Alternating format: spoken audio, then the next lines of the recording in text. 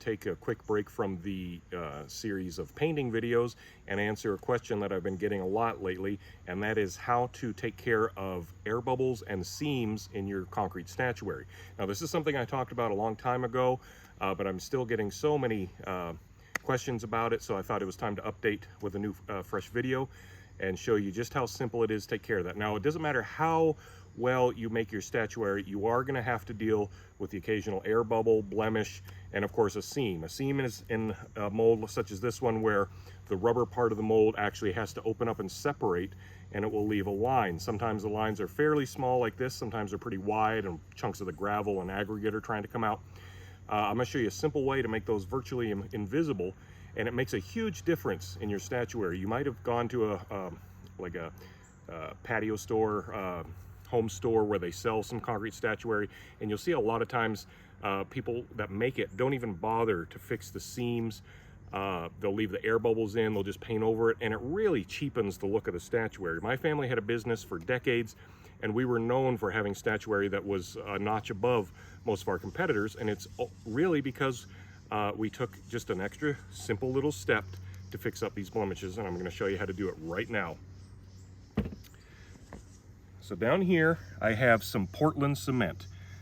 Now when I say Portland cement, that's not a name brand. Portland is a type of cement, and you want pure Portland cement. You do not want a cement mix. That means you don't want a pre-bag mix where the Portland cement already has sand or gravel in it.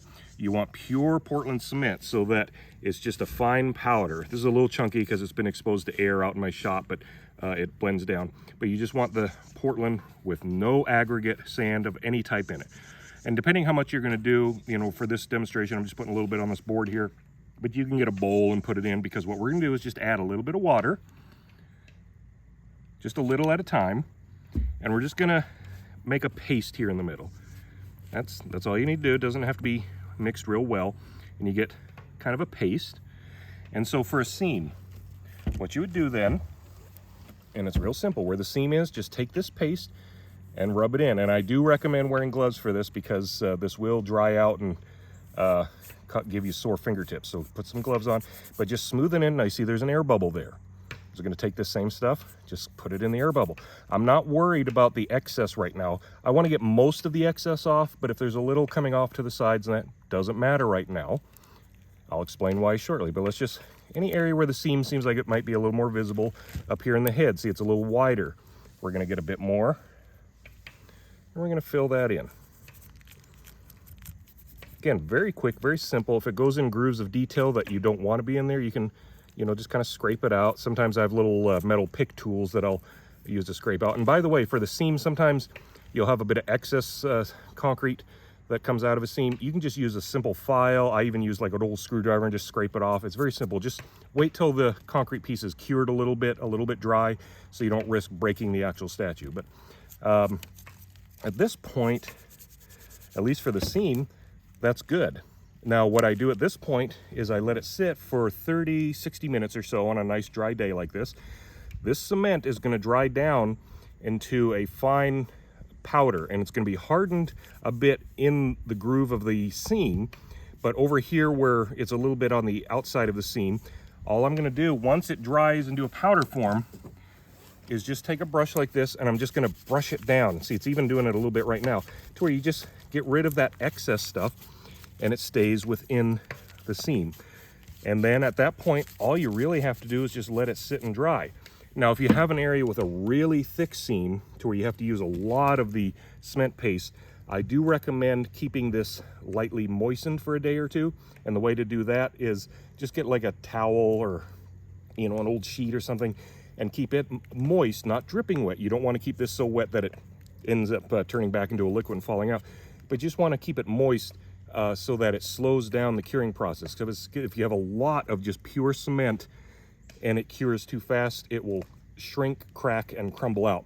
Where if you moisten that, but again, not necessary for your basic fill like this. That is something you'd want to do if you're really filling a large area, maybe a large defect or crack. All right, so that's how to do a seam. Now I'm going to show you something else.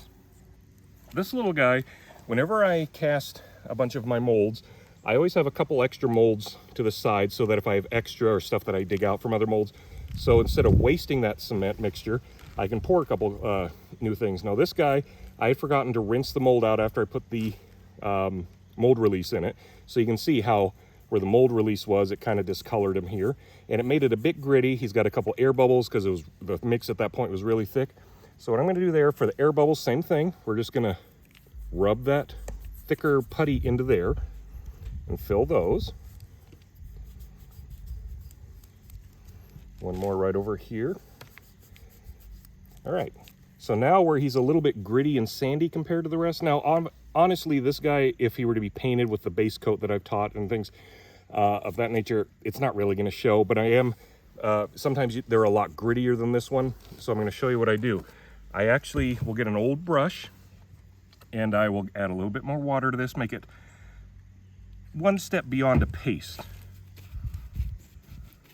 Could be more of a glue consistency, let's say. And then what you can do is literally just brush this over in those areas, because the brush will get it into those small little rough patches better than your fingers can. There's another air bubble there, so I'll take some of the thicker stuff, get in the air bubble. Whoops, sorry. Down here on his face, a little bit. And again, it looks ugly now. In just a few minutes, this cement is going to dry to a powder, and then I'm literally just going to come back with a nice soft dry brush and literally just dust it. Just like you're dusting, you know, actual dust off a piece. That's what this will become, is dust, and it will leave enough cement in the grooves that it'll keep a nice smooth finish. And then again, that little bit of work, and you'll have a piece that maybe you didn't think was salvageable, maybe didn't look that great, all of a sudden looks just as good as a piece that came out without any flaws whatsoever. Down here at the foot, a little rough spot there I just noticed. I'm just gonna take some of that and put it in there. The groove of the foot I'll put back in there. A little rough spot there. I'm all about salvaging any statue piece I can, because every one of these is profit. So if it just takes a minute to fix this and then I can end up selling it, this doesn't have any detriment to the piece. Once this hardens, it's gonna be a perfectly fine statue piece that we now made look better. So once this is painted, you won't be able to tell it had those rough spots, those blemishes. So that's really all there is to it, folks.